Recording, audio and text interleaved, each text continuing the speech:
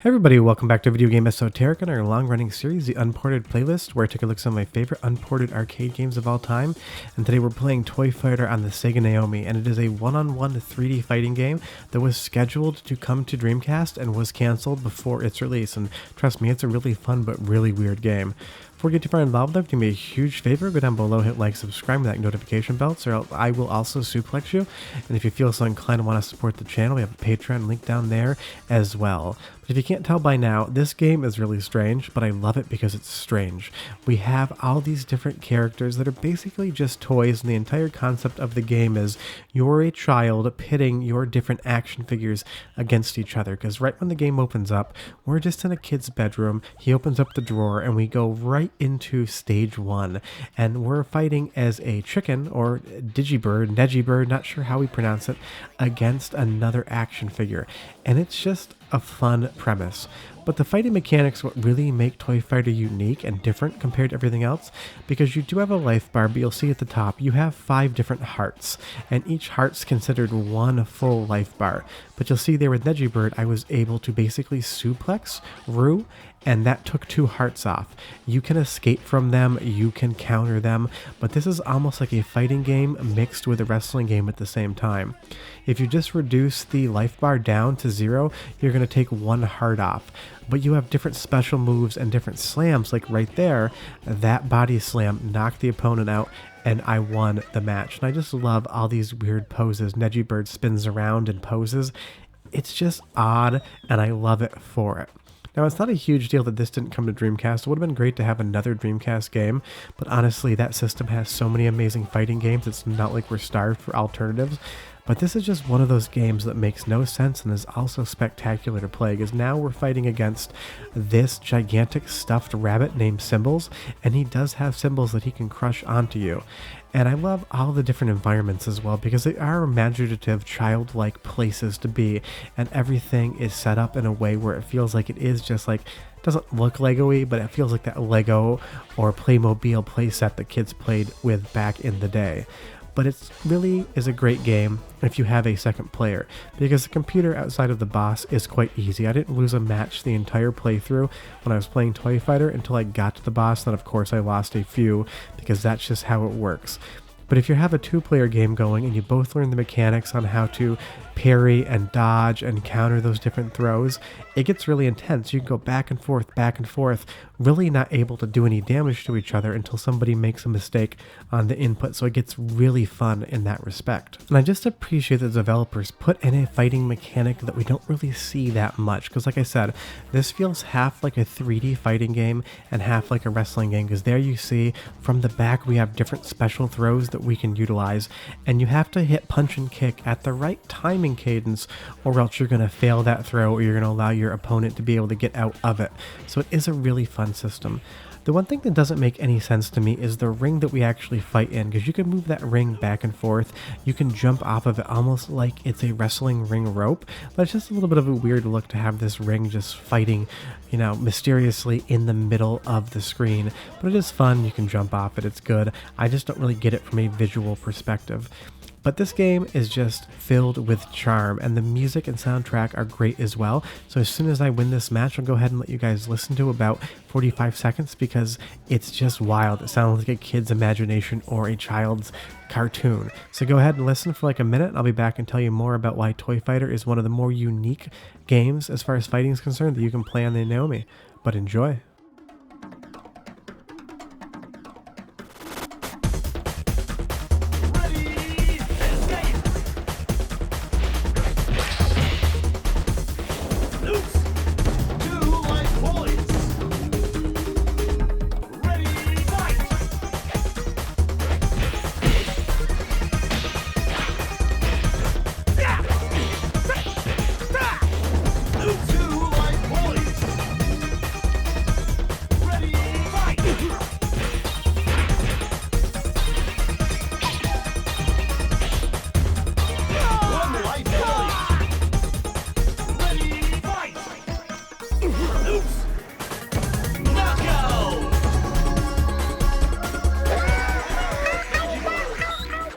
just love the soundtrack and all those weird noises that Neji Bird makes.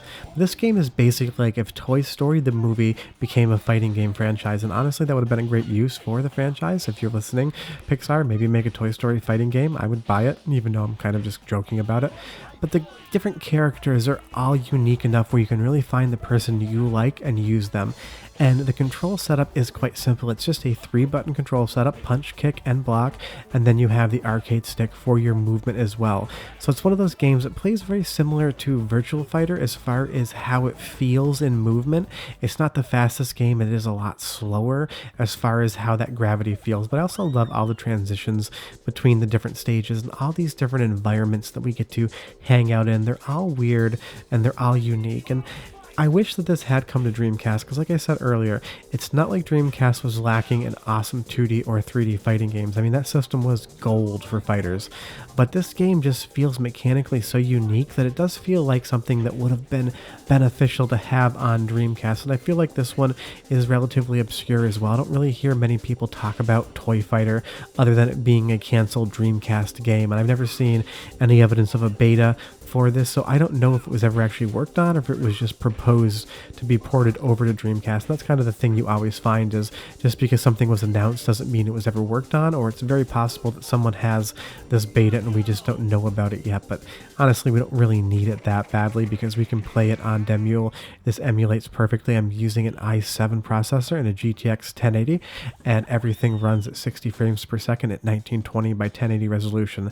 And that's the great thing about the Naomi, is that it does emulate so incredibly well, even at like medium, computer specs. You'll be able to get away with playing these quite easily, which is great because I have never seen Toy Fighter in any arcade, and it is quite possible that it wasn't very successful, and it's probably going to be really hard to find this in any arcade moving forward. I mean, maybe there's some, super obscure arcade somewhere in Tokyo with classic Sega games that may have a single cabinet dedicated to this, but it's not like you're going to walk into an arcade and see this like you would see something like Virtua Fighter or Tekken or anything like that. You're going to see a lot more of those cabinets all the time. And that's the thing. Sega either made arcade games that became synonymous with every single arcade ever, like you'll see a House of the Dead cabinet basically anywhere, or they made games more like this, which were really fun, really charming, and really unique, but just didn't make, that hit status like some of their other stuff did. But this is a ton of fun, and like I said, if you have 2 players and you learn the system, the matches can take a really long time because there's so many ways to counter the throws and the attacks. You can throw somebody from an attack, you can counter a throw, you can double counter a throw. It basically becomes this almost rhythm-like game where if you press things at just the right moment in time, you can totally burn your opponent down to the ground. And that's what I really like, is that mechanically it's doing something new and unique and different, that once you learn it, it's going to feel so smooth and so fluid that you can't help but have fun. And you'll see there that I did do a dirty attack. You can attack your opponent before the timer even starts for the match, and you get a little bit of a points deduction, but it still allows you to hit him. So I think that's funny. That's like the first fighting game I've ever seen to let you basically legally cheat before the game starts. But short of that, that is Toy Fighter. I highly recommend it. Do me a huge favor, go down below, hit like, subscribe, that notification bell. Definitely helps us out. Otherwise, I'll have another episode of Unported Playlist next Sunday, and I'll have videos throughout the week as well.